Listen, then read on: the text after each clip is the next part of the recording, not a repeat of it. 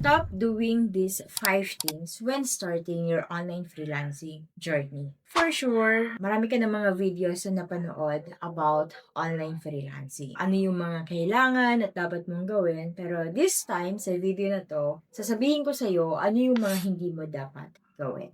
Number 1, trying to be everything to everyone. Ito yung sobrang dami mong skills. Hindi din clear sa'yo kung ano yung gusto mong client. Pagdating dito sa online freelancing, hindi kailangan na alam mo lahat ng skill. Marami kasi ako nakita na resume. Sa portfolio din nila, may mga VA, executive assistant, SMM, video editor, funnel design. Ang dami pa nilang nilagay. Kapag dito sa online freelancing, mas specific, mas premium yung pay mo. Kasi ganito yan. Most likely, ng mga naghahanap ng mga freelancers na madaming skills ay yung mga startup businesses. Bakit? Kasi yung mga startup businesses, sila yung wala pang masyadong budget. At kapag wala pa sila masyadong budget, usually, nagtitipid din sila sa independent contractor or freelancer. Kung halimbawa, yung nakuha mo na client, startup siya. Tapos ikaw, nag-offer ka ng Facebook ads na skill mo. So, iyon yung kaya mong gawin. Iyon yung services na ino-offer mo. Kapag hinire ka nitong startup, most likely, ikaw na din yung mag-edit ng creatives, ikaw na din mag-strategize. And sometimes kapag ikaw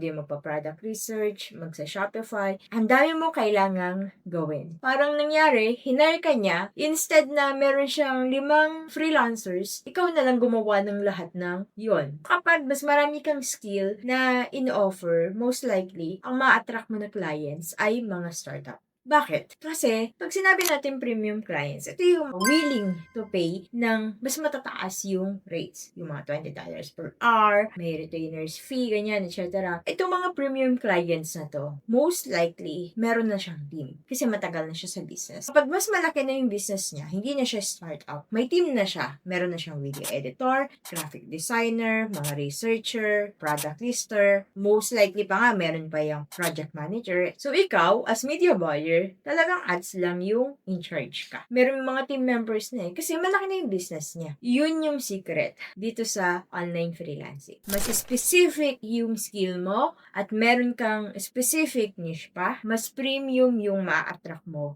na clients. Hindi katulad ng mga trying to be everything to everyone. Sa dami ng mga online business, itong mga business owners na to, naghahanap sila ng mga freelancers. Diba? Hindi ka mauubusan kahit iyan lang yung alam mo. At iyan talaga yung isa sa misconception ng mga aspiring freelancers or even yung mga naghahanap ng clients na. Again, you have to be clear sa skill mo, sa niche mo, at yung sa ideal client mo. Kasi yung Facebook ads, ini-niche down pa natin siya. Anong ginagawa mo as Facebook ads launcher ka lang ba? Nag-strategize ka ba? Meron ka bang data analytics na kasama sa job description mo? As well as, ano yung niche nung client mo? Or most likely, ano yung product nung client mo? Number 2, being invisible online. Sa panahon ngayon, ang dami na nating nawi-waste na time, kakascroll natin. Facebook, sa TikTok, sa YouTube, di ba? Ngayon nga, ang hilig na natin sa mga short form contents. Hindi natin napapansin, nasasayang yung oras natin doon. So, instead of wasting our time, doom scrolling, ganyan, why not i-take advantage natin itong mga social media platforms na ito.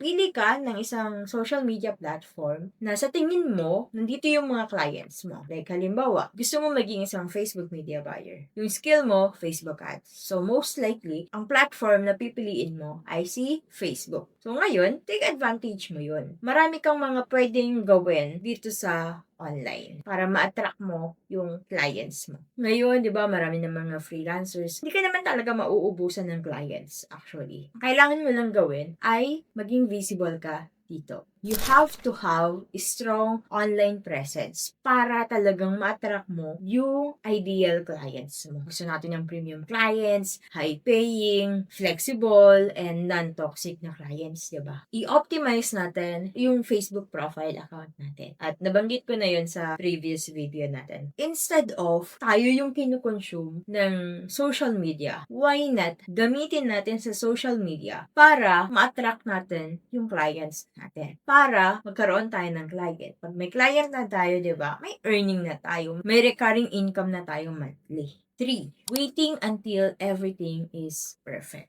Actually, guilty rin naman ako dito. Ang dami kong nasayang na oras. Kakaisip ko ng, dapat ganito muna bago ko gawin to. Dapat meron muna akong magandang camera para magawa ko to. Dapat ganito muna yung phone ko para magawa ko to, etc. etc.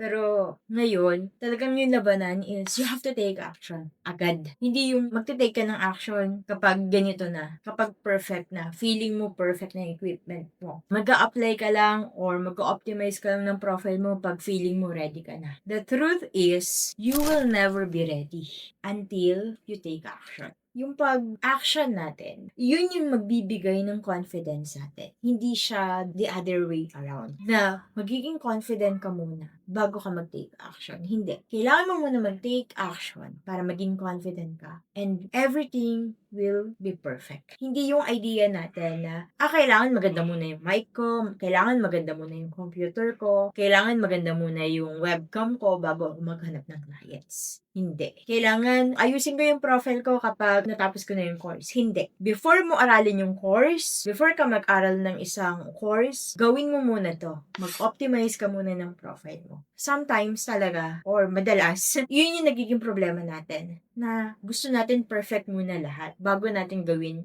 yung isang bagay. Which is, baliktad. Number 4, giving up after failed interviews and rejections. So let's face it, may mga napanood na tayo ng mga success stories na first interview nila, first client din nila. Merong mga freelancers na hindi na interview, chinat lang ng client, tapos working na sila.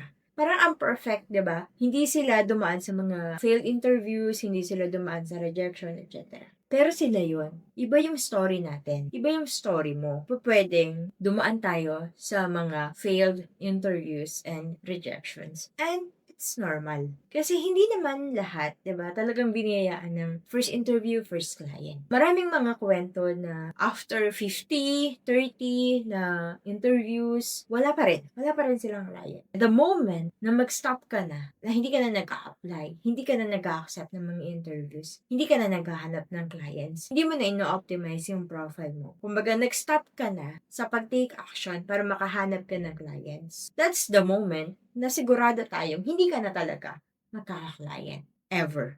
Kasi nag-stop ka na eh. Yun lang naman yun. Kapag nag-stop ka na, sigurado tayo, wala ka na talaga magiging client. Pero kapag pinagpatuloy mo, meron at meron tayong chance na mahanap yung ideal client na yun. Sometimes, rejection ay redirection. Papunta doon sa ideal client mo, sa premium client mo, sa client mo na hindi toxic. Siyempre, doon sa mga failed interviews natin, doon sa mga rejections na experience natin, for sure, meron kang lesson doon. Meron kang lesson na mapupulot. At yun yung dapat mong gawin. Every failed interviews, lista mo, ano ba yung mga questions na hindi ko nasagot? Lista mo sila. And then research, and then apply ulit. Hanap ulit ng clients, accept ulit ng mga discovery call, ng mga interviews. Hanggat wala ka pang client, hindi pa yan yung best mo. Hindi mo pa binibigay yung best mo. That's the beauty of your online freelancing journey. Yung mga failed interviews mo, yung mga rejections na na-experience mo, yun yung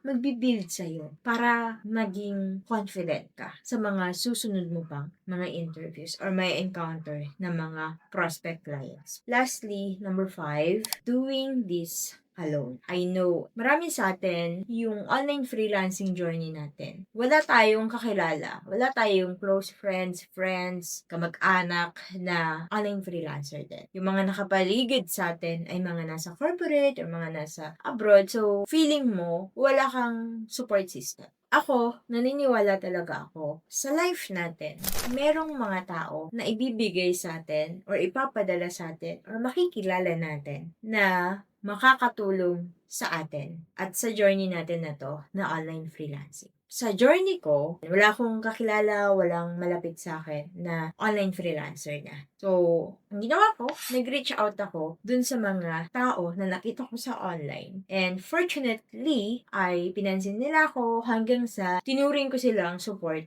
system. Marami sila, actually. And lahat sila ay strangers. So, ikaw, sa journey mo ngayon, maaaring mag-isa ka ngayon, and maaaring, most likely, may mga tao ka makikilala dito sa online. Naniniwala din ako na yung mga successful people, hindi sila madamot. Hindi sila madamot sa learnings, hindi sila madamot sa time, kapag tinanong mo sila, sasagot naman sila, etc. I'm super blessed na merong mga tao akong nakilala at mababait sila. And sila yung naging support system ko. So, payo ko sa'yo, yun, kung may mga may encounter ka dito sa online, try to reach out, connect with them, para meron kang kasama sa journey na ito. Anyway, meron akong ginawa media buyer roadmap na kung saan meron itong 3 videos na matututunan mo ano ba yung online freelancing, ano ba yung Facebook ads, ano ba yung mga steps na kailangan mong gawin para maging media buyer ka. Lalagay ko sa description box yung link ng Media Buyer Roadmap. Since nakaabot ka dito sa part na to, naniniwala ako na talagang porsigido ka na mag-succeed dito sa journey mo as online freelancer. If may comment ka, question, or suggestion, just comment down below yung question mo para sasagutin ko sa next video.